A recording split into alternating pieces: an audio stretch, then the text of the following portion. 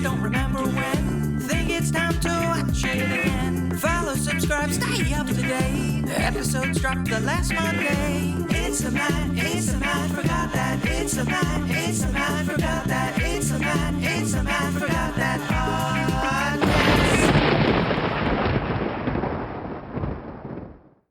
Hey there, welcome to the Matt Forgot That podcast, the place to recollect and reminisce. I'm your host, Matt Seroski, filmmaker, film fan. Each episode, I'm going to rewatch and review a movie or TV pilot that I've seen before, but don't quite remember. It could be a blockbuster, critic's choice, or cult classic. Everyone can join in on the fun. Follow me on Twitter, Instagram, and Facebook, at Matt Seroski. You can subscribe to my YouTube page where I'll post videos and clips from the show. If you have any opinions on what I've reviewed, or want to share your own trip down memory lane, use the hashtag MattForgotThat on social. Before we start, I just wanted to wish everyone a happy Halloween. Hope you have a good time, stay safe, avoid any products sold by Silver Shamrock. Now, as you should already know, I'm a huge fan of Halloween.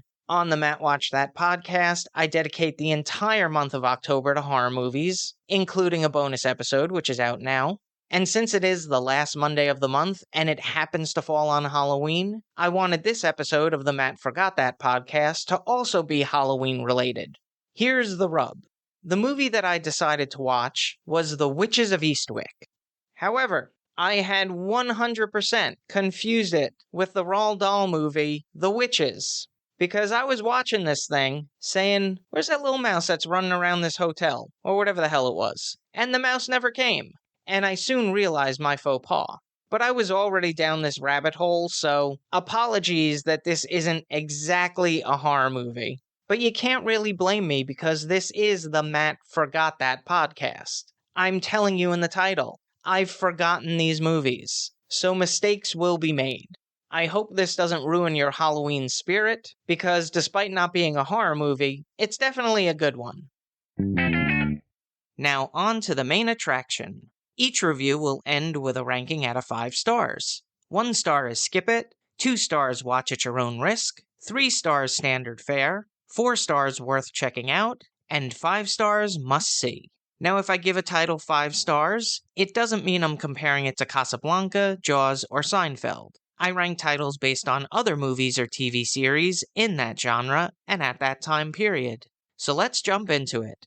In this episode of the podcast, I'm rewatching and reviewing The Witches of Eastwick from 1987. It was directed by George Miller, who helmed Mad Max, The Road Warrior, Mad Max Beyond Thunderdome, Lorenzo's Oil, Babe, Pig in the City, and Mad Max Fury Road. He won an Oscar for Best Animated Feature Film of the Year for Happy Feet. The screenplay was written by Michael Christopher, who scribed The Bonfire of the Vanities, Breaking Up, Gia, and Original Sin. It was based on the novel by John Updike, whose works include Rabbit Redux, A Month of Sundays, Couples, and Rabbit Run. The movie stars Jack Nicholson as Darrell Van Horn. The 3-time Academy Award winner was born and raised in New Jersey. He grew up believing that his mother was his sister, because she was only 17 and unmarried at the time of his birth. When he was 13, he took a job with William Hanna and Joseph Barbera on the MGM cartoon lot. He was offered a position as an animator, but turned it down because he wanted to be an actor. Cher portrays Alexandra Medford. She made a name for herself as part of the husband and wife duo Sonny and Cher. Together, they sold over 40 million records and appeared in the Sonny and Cher Comedy Hour, which ran for 4 seasons, 67 episodes. She would appear on Broadway and come back to the Five and Dime, Jimmy Dean, and be cast in the film adaptation. She would continue balancing a film and solo career, which skyrocketed with hits like I Found Someone, After All, and If I Could Turn Back Time. She's won an Academy Award, Grammy, and Primetime Emmy. Susan Sarandon plays Jane Spofford. She and husband Chris Sarandon both auditioned for the Cannon film Joe, which she got cast in her first role. Even though she appeared in the lead of The Great Waldo Pepper, the Rocky Horror Picture Show, Pretty Baby, and Atlantic City, her breakthrough was as Annie Savoy in Bull Durham. This would lead to roles in Thelma and Louise, Lorenzo's Oil, The Client, and Little Women. She's been nominated for 5 Academy Awards, winning 1 for Dead Man Walking. Michelle Pfeiffer performed Suki Ridgemont. She was born and raised in Santa Ana, California. and attended Golden West College. She studied to be a court stenographer before winning the Miss Orange County beauty pageant. She soon landed an agent and focused on acting. Her first leading role would be in the sequel, Grease 2, followed by Scarface. She would go on to be nominated for 3 Academy Awards for Dangerous Liaisons, The Fabulous Baker Boys, and Love Field. This is what I remember. Jack. There aren't too many performances that you forget by Jack Nicholson. This and The Joker is probably his peak. There was also a bed of snakes, which was pretty memorable. I don't think I'm spoiling anything there, but when it happens, you'll know it. And then I just remember the finale being pretty bombastic. Now I'm heading off to watch the movie.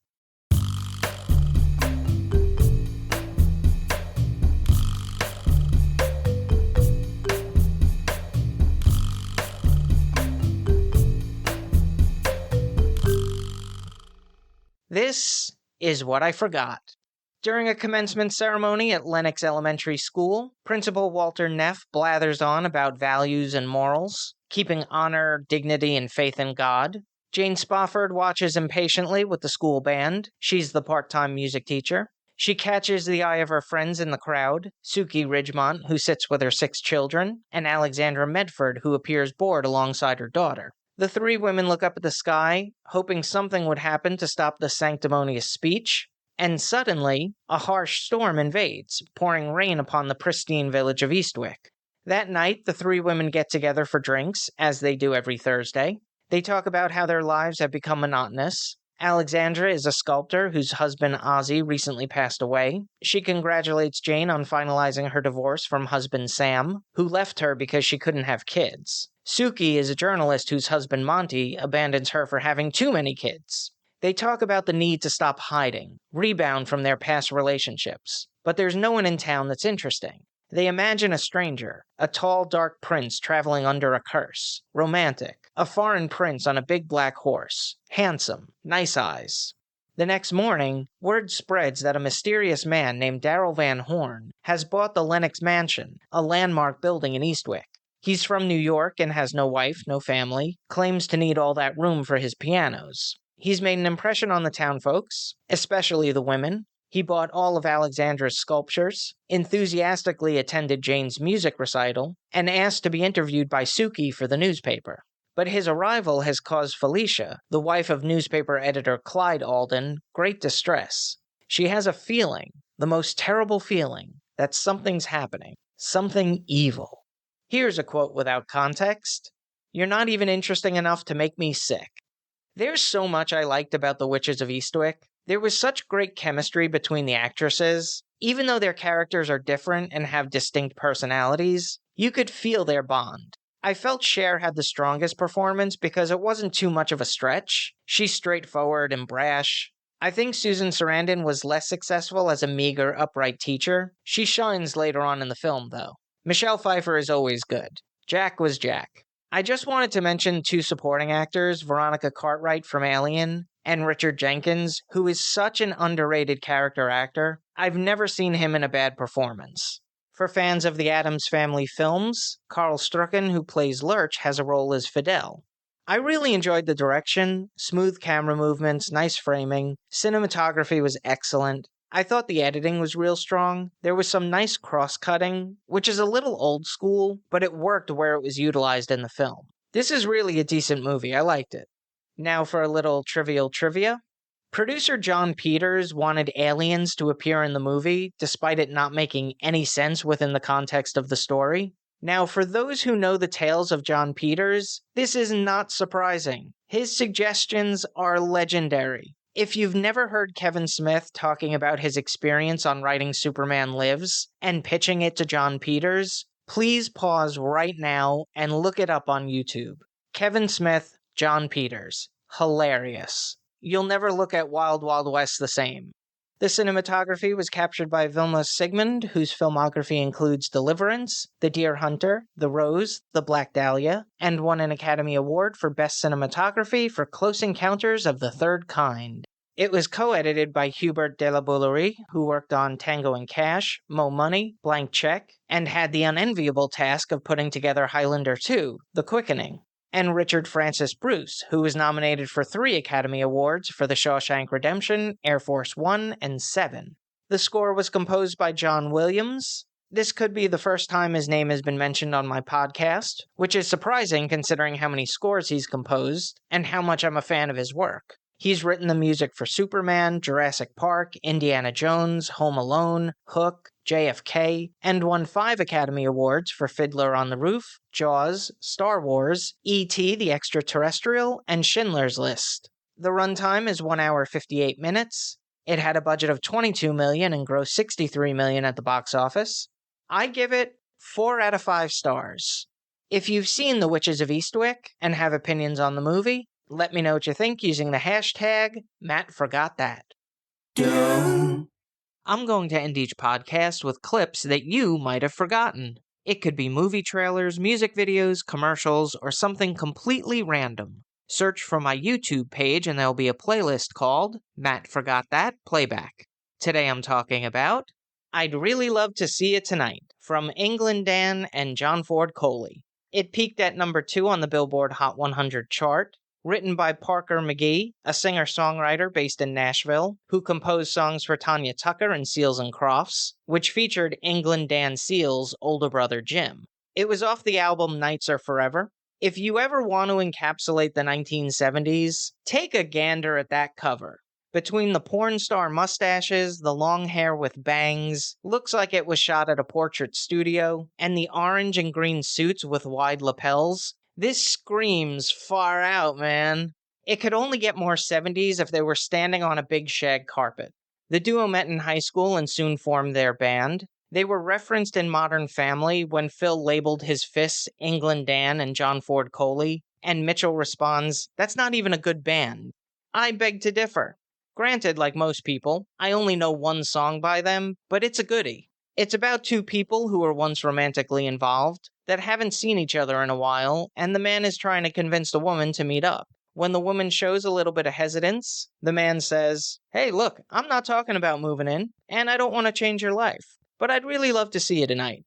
He gives her some options so she doesn't feel much pressure. We could go for a walk, long drive on the beach, stay at home and watch TV. It doesn't matter to him. It's a great premise for a song. Sometimes you just want to be around someone special. It doesn't have to mean much, but their presence is enough to satisfy some need. So I'm going to post the studio version of the song, and a live version on the Midnight Special with Wolfman Jack. After 10 years together, the duo would split. John Ford Coley would form a group with his sisters. Dan Seals had a successful country music career, which included a revamped version of I'd Really Love to See You Tonight, which I'll also include. They're all available in the Matt Forgot That Playback playlist on YouTube. Check it out. That's all for this edition of Matt Forgot That. Thanks for listening to me reminisce. You can follow me on Twitter, Instagram, and Facebook at Matt Seroski. You can subscribe to my YouTube page where I'll post videos and clips from the show. If you have any opinions on what I've reviewed, or want to share your own trip down memory lane, use the hashtag MattForgotThat on social. Head over to mattseroski.com for the latest news and updates, and come back next time for the rewatch and review.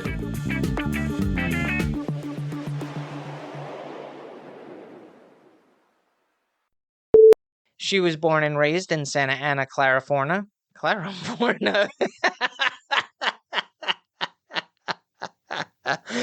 Oh, that's my favorite one yet. I think that's going in a promo.